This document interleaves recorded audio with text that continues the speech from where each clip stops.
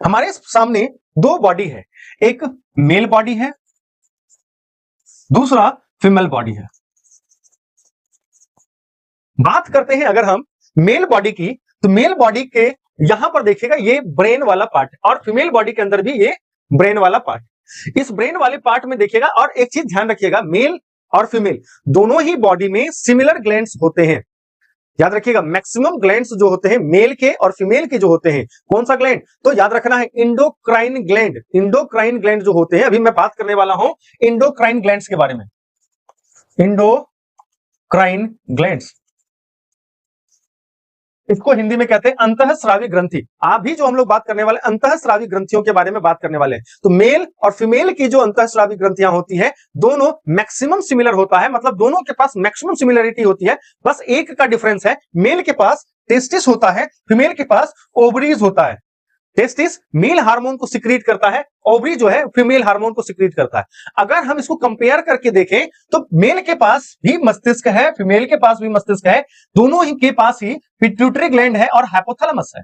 ध्यान रखिएगा, pituitary gland जो होते हैं, पिट्यूटरी ग्लैंड से कई सारे हार्मोन्स सिक्रीट होते हैं, कई सारे हार्मोन्स निकलते हैं जो शरीर के वृद्धि में, विकास में नियंत्रित करते हैं। साथ ही साथ इससे ऐसे कुछ हार्मोन्स निकलते हैं जो अन्य ग्रंथियों से निकलने वाले हार्मोन्स को प्रभावित करते हैं। या फिर इस तरह से कह सकते हैं कि अन्य इंडोक्राइन ग्लैंड जो होते हैं, अंतःस्रावी ग्रंथियां जो होती है, उन अंतःस्रावी ग्रंथियों को नियंत्रित करने का जो हार्मोन है वो निकलता है पिट्यूटरी ग्लैंड से ही। इसीलिए इसको दो नाम से जाना जाता है, इसको कहा जाता है मास्टर ग्लैंड या फिर मदर ग्लैंड। ठीक है, इसको क्या कहा जाता है, मास्टर ग्लैंड या मदर ग्लैंड, दोनों ही नाम से हम कह सकते हैं। दोनों के पास है, मेल के पास भी है, फीमेल के पास भी। कौन कौन सा है, पिट्यूटरी ग्लैंड है और हाइपोथैलेमस।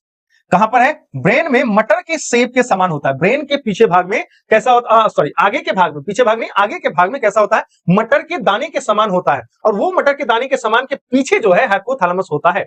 ठीक है, दोनों के ही ब्रेन में बात कर रहा हूं मैं। तो अब ये हाइपोथैलेमस क्या करता है, तो ब्रेन रीजन में कंट्रोल करता है, ब्रेन रीजन को कंट्रोल करता है, साथ ही साथ पिट्यूटरी ग्लैंड को भी कंट्रोल करता है। किसको कंट्रोल कर रहा है, पिट्यूटरी ग्लैंड को कंट्रोल कर रहा है। पिट्यूटरी ऑल अदर ग्लैंड्स को कंट्रोल कर रहा है, लेकिन उसको कंट्रोल करने के लिए कौन सा है, हाइपोथैलेमस है। इसीलिए इसको master of the master gland कहते हैं, master of the master gland. इसको क्या कहेंगे, masters of the master gland. ठीक है, चलिए उसके बाद हम कंपेयर करते हैं। तो फीमेल के गले वाले भाग में, गले वाले हिस्से में एक ग्लैंड है जिसका नाम है थायराइड ग्लैंड। मेल के भी गले वाले हिस्से में देखिए एक थायराइड ग्लैंड होता है।